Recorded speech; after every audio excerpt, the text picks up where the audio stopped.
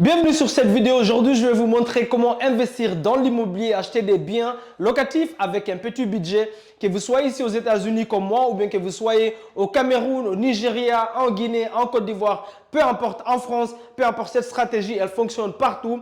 Mais niveau des chiffres que je vais vous donner ici, ça va être spécifiquement pour le marché des États-Unis ici. Pourquoi? Parce que je sais exactement combien ça coûte pour investir dans l'immobilier aux États-Unis. Donc, vous pouvez avec un simple Google recherche rechercher combien ça coûte là où vous êtes dans votre marché, combien minimum pour investir dans l'immobilier, dans le pays dans lequel vous êtes avec cette stratégie dont je vais vous parler ici. Ok? Donc, qu'est-ce que j'appelle un petit budget? D'accord? Ce n'est pas 1000 euros ou 1000 dollars ou bien 1000 francs, 1000 francs CFA. D'accord? Non. C'est minimum 10 000, je dirais 10 000 dollars. C'est une somme qui est pas mal. Mais en général, si vous avez entre 15 000 dollars à 20 000 dollars ou plus, ça c'est parfait pour faire cette stratégie ici. Et on appelle cette stratégie la stratégie de la sous-location. D'accord? La sous-location. C'est quoi la sous-location? La sous-location, c'est vous allez dans votre lieu local où vous vivez. D'accord? Vous allez en ligne, je veux dire. Et vous faites une recherche et vous trouvez tous les endroits touristiques. Les endroits touristiques où les gens qui viennent dans ce pays-là, ils louent, ou bien même les gens qui sont locaux, ils louent des maisons pour une semaine, parfois pour un mois, d'accord? Donc, ce sont des locataires qui restent. Par exemple, la stratégie Airbnb, mais il n'y a pas que le Airbnb, d'accord?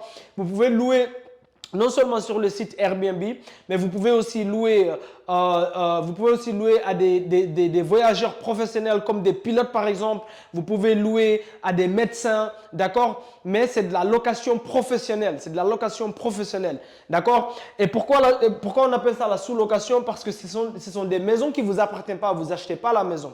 Ce que vous faites quand vous trouvez ces endroits-là, d'accord? Par exemple, moi je vis à Georgia ici et on fait ce genre de stratégie dans un endroit qu'on appelle Snellville. D'accord? C'est très simple. Je fais toute une liste, donc je vais sur Google et je vais sur Zillow. Zillow, c'est un site ici aux États-Unis pour trouver des biens immobiliers. Je vais sur Zillow et je regarde tous les propriétaires qui ont des biens locatifs sur le marché à louer et qu'ils n'ont pas encore trouvé un locataire, ça fait au moins 60 jours. D'accord? Donc, je regarde quelles maisons. D'accord? Je regarde quelles maisons qui sont sur le marché et qui sont déjà sur le marché minimum 60 jours ou plus. D'accord? Minimum 60 jours ou plus, ils n'ont pas encore trouvé quoi? Un locataire. D'accord? Un locataire. S'ils n'ont pas encore trouvé un locataire, ça fait 60 jours.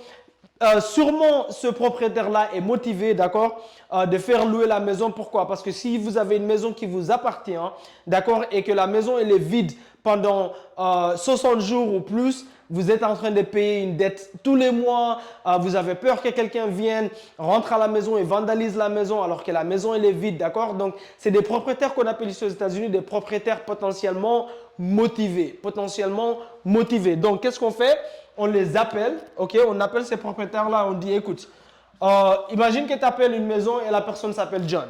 Tu dis, John, je t'appelle sur ta maison que tu as louée ici à Snellville. D'accord?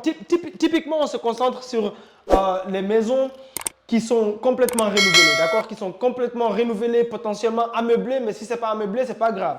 Mais complètement renouvelées ou si on vient, potentiellement, on doit juste nettoyer. On doit rien réparer du tout. On ne doit pas dépenser beaucoup d'argent pour réparer. Donc, on peut y mettre nos locataires directement le premier jour, d'accord? Donc, qu'est-ce qu'on fait?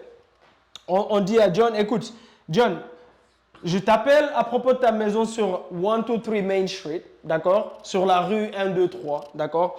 Et j'ai vu que tu as la maison à louer, ça fait 60 jours, tu n'as pas encore trouvé quelqu'un, on dirait, d'accord? Tu n'as pas encore trouvé quelqu'un. Est-ce que ça te dirait de me donner ce qu'on appelle un lease commercial? Un lease commercial, en général, c'est un lease qui va durer pendant un minimum de 5 ans, parfois 7 ans ou bien plus. Tout va dépendre de votre manière. À quel point est-ce que vous êtes un bon négociateur, d'accord? Donc, vous pouvez négocier, peu importe ce que vous négociez avec le propriétaire, mais en général, tu veux un minimum de 5 ans. On a fait des stratégies où le propriétaire ne voulait faire que 3 ans. Mais hey, est-ce que ça te dirait de me louer ta maison, d'accord? De me faire un lease commercial. Pourquoi un lease commercial? Parce que cette stratégie-là, tu ne loues pas sur ton nom personnel. tu utilises le nom de ton entreprise pour louer la maison. C'est pour ça qu'on appelle ça un lease commercial. Donc, le propriétaire John, il n'est pas en train de louer à Mamadou, il est en train de louer à l'entreprise de Mamadou. D'accord? Donc, on appelle ça un lease commercial. Et donc, je dis, hey John, loue-moi la maison avec un lease commercial et moi, je vais prendre la maison et je vais la sous-louer.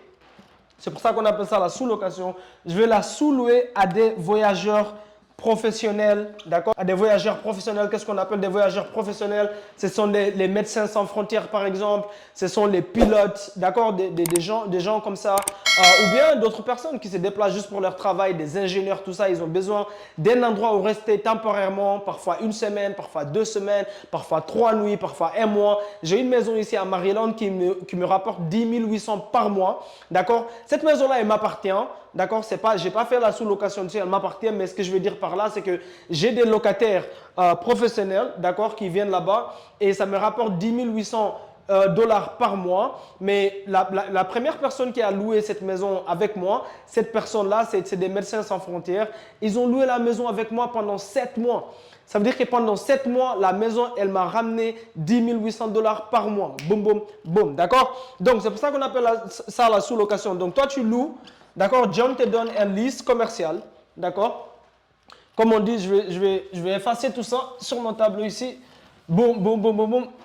Donc, John te donne un lease, d'accord? Un lease commercial, d'accord? De 5 ans, ok? Et tu dis à John, écoute, pourquoi me faire louer à moi au lieu de faire louer ça à un locataire normal ou une famille qui va vivre ici, d'accord? Pourquoi? Parce que de un, je suis une compagnie, d'accord? N'oublie pas, tu ne loues pas pour toi, tu loues pour ta compagnie. Ça, c'est de un. Deuxièmement, je vais prendre mieux soin de ta maison parce que chaque semaine, moi, je fais louer à des voyageurs professionnels, d'accord? Je fais louer à des professionnels qui vont venir ici pour rester temporairement. Donc, ça veut dire que toutes les semaines, je dois envoyer une équipe pour nettoyer la maison, je vais en prendre soin. Non seulement ça, d'accord? Non seulement ça, je vais prendre mieux soin de ta maison qu'un locataire normal. Non seulement ça, mais moi, comme je suis une compagnie et je vais gagner de l'argent avec cette maison-là, devine quoi? La maison, s'il y a des réparations à faire pendant que j'ai mon lease, toutes les réparations à partir de 400 dollars, en général, nous, on fait 400 dollars ou moins que 400 dollars. C'est nous qui allons réparer, c'est nous qui allons dépenser l'argent. Si c'est plus de 400 dollars, là, puisque la maison t'appartient, John, là, c'est toi qui vas faire les réparations, mais on va venir chez toi et dire, hey John, quelque chose, peut-être la ventilation, peut-être le sol, peut-être il y a une toilette qui est en train de couler partout, d'accord? On va venir chez toi et dire, John, écoute, la réparation ici va coûter 1000 dollars. Nous, on va participer, on va te donner 400 dollars et toi, tu payes le reste parce qu'à la fin de la journée, la maison t'appartient, d'accord? Alors, donc, c'est une négociation, les gars. C'est une négociation, d'accord? Tout ce que vous accordez, tout ce que vous négociez avec le propriétaire et que vous mettez sur le lease, sur papier, marche. D'accord? Alors, comment est-ce que cette stratégie peut fonctionner avec un propriétaire? Pourquoi est-ce qu'un propriétaire va vous faire louer sa maison? Disons que sa maison, ici, il veut faire louer la maison à une personne normale à 1500 dollars. D'accord? Il veut faire louer sa maison. Donc, John veut faire louer sa maison à 1500 dollars. Il le met sur le marché. Il met la maison sur le marché et il ne trouve pas, ça fait 60 jours. Il s'est dit, tu sais quoi, j'ai plus envie que ma maison elle soit vide. Je vais faire louer ma maison. Je suis en train de dépenser là maintenant. Je ne gagne pas de l'argent. Boum. Et moi, parce que je suis un négociateur de ouf, d'accord, j'ai la mentalité boum, donc je sais négocier, d'accord. J'ai négocié avec John et j'ai convaincu John de me faire louer avec un lease commercial pendant 5 ans. Et moi, je dis, John, écoute, normalement, si c'est un locataire normal, ils vont te payer le loyer du marché, d'accord, que 1500 dollars. Moi, je vais faire mieux. Je vais te donner 200 dollars plus, en plus, ok. Donc, je vais louer plutôt à 1700 dollars, d'accord? Maintenant, non seulement John est en train de faire louer sa maison à un professionnel qui va prendre plus soin de sa maison, d'accord? Qui va dépenser dans la maison. Et je vais vous expliquer où est-ce que tu vas dépenser ton argent, les 20 000 dollars que tu as, ou bien les 15 000, ou bien les 10 000, d'accord? Je vais dépenser de l'argent dans sa maison qui ne m'appartient pas, donc je prends plus de risques, d'accord? Et du coup, je lui donne plus d'argent. Pourquoi pas? Je lui donne plus d'argent, donc il n'est pas perdant dans les bails, ok? Donc, il gagne 200 dollars plus avec moi. D'accord, 200 dollars plus. Donc, John, je vais te donner plus que le loyer que tu étais en train de demander. OK? Et ici, comment est-ce que vous allez, vous qui vous demandez pourquoi est-ce que le propriétaire Pourquoi John? Parce que là maintenant, le fait que, pourquoi est-ce que je peux donner John 1700 $ au lieu de 1500? Parce que moi, j'ai déjà fait mes calculs sur Airbnb, par exemple. D'accord? J'ai été voir sur Airbnb, sur la location, là-bas, j'ai été voir les maisons à côté de la maison de John et j'ai vu que moi, je peux faire louer la maison de John à 5500 $ par mois minimum. Boom! 5500 $ minimum, moi, je peux faire sous-louer sur Airbnb ou sous-louer à des voyageurs professionnels ou des travailleurs professionnels. Boum, 5500. Donc, c'est rien du tout quand je lui donne les 1700. Absolument rien du tout. D'accord? Boum. Ça, c'est la première des choses. Donc, vous qui vous demandez pourquoi est-ce que John, au lieu de prendre sa maison à lui-même, ok, on va mettre ici John, au lieu de prendre sa maison à lui-même et mettre la maison sur Airbnb lui-même, d'accord, et gagner les 5500 $ ici, d'accord, pourquoi est-ce qu'il va me louer la maison à moi, d'accord, au lieu de faire ça lui-même?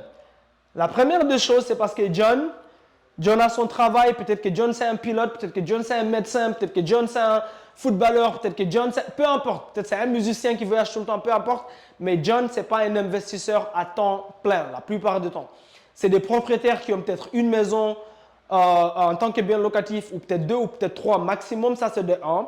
Deuxièmement, c'est le genre de propriétaire qui n'aime pas les casse-têtes du nettoyage, de manager la maison en fait.